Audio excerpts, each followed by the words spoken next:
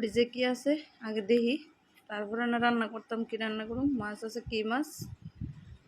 ট্যাংরা মাছ রান্তাম না। কি মাছ আছে এটা? আরে বাবারে, বরফ দি তুই পারতাছি না, সারছে।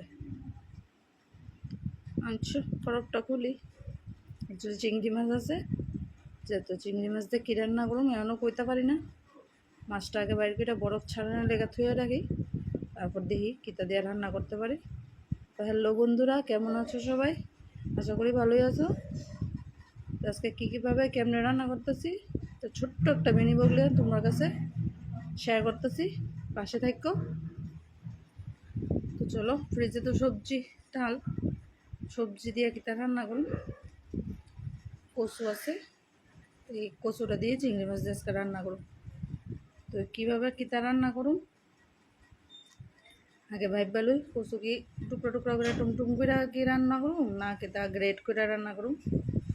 তো দেখলে দেখো কথা কথা বলতে কচুটা ভাবছি না গ্রেডি করে লেছি। আর এই লঙ্কাগুলি যে ঝাল, দিতেও ভয় লাগে।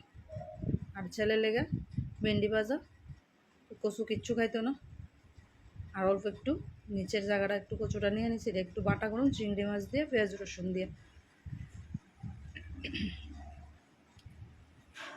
তো মশলা টশলা দিয়ে কচুটা টানাইতে বসাই দিছি। কচুটা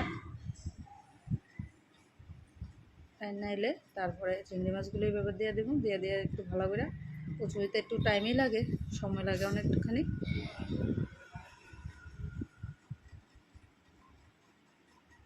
টানাই লাইতেছি। তারপর ছেলে লেগে একটা ডিম নিলাম, একটা ডিম রান্না করুন। তাই আলগা করে আর ভাজি না, অল্প একটু তো রান্না, তাই একলগে মশলাটা আগে পেস্ট দিয়ে কষাই লাইছি।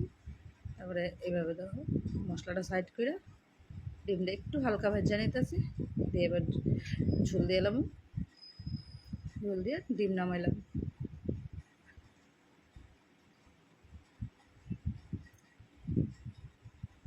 বাচ্চা ছেলেরা কত যে মর্জি থাকে, এটা খায় না এটা খায় না, এইভাবে রান্না করতে ভাগে ভাগে। সবার বাড়িতে জানি এক সমস্যা। তারপর আমি কচু বাটাটা করে রেডি করে সেটার মধ্যে কাঁচা লঙ্কা, রসুন আর চিংড়ি মাছ ভাজা ওরা চিংড়ি মাছ দিয়ে পেস্ট করে লেছি। তারপরে কুচানো পেঁয়াজ দেবো, কুচানো পেঁয়াজ দিয়া একটু নুন হলুদ দিয়ে ভালো করে তারপর ভাজি করে নিব।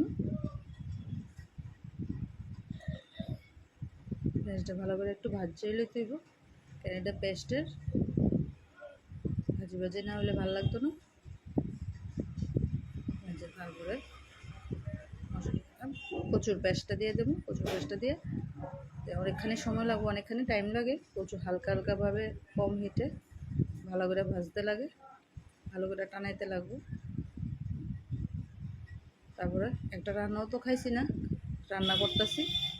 এর আগে তোমরা লোক শেয়ার করছি অনেক, খাইলে কইতে পারো কেমন হয়েছে। যদি টাইম পাই, সময় পাই, তাহলে তোমরা লোক অবশ্যই খাওয়ার সময় শেয়ার করুন যে অ্যাকচুয়ালি রান্নাগুলি কেমন হয়েছে। তো চলো, রান্না কমপ্লিট করে গ্যাসটার সব মুছে টুছে রেডি। এই দেখো আমার রান্না, কচুর তরকারি, চিংড়ি মাছ দিয়ে ডিম তরকারি, ঢেঁড়স ভাজি, কচু বাটা আর ডাল তো কমন সারি রান্না করছি। বাস, বাই বাই।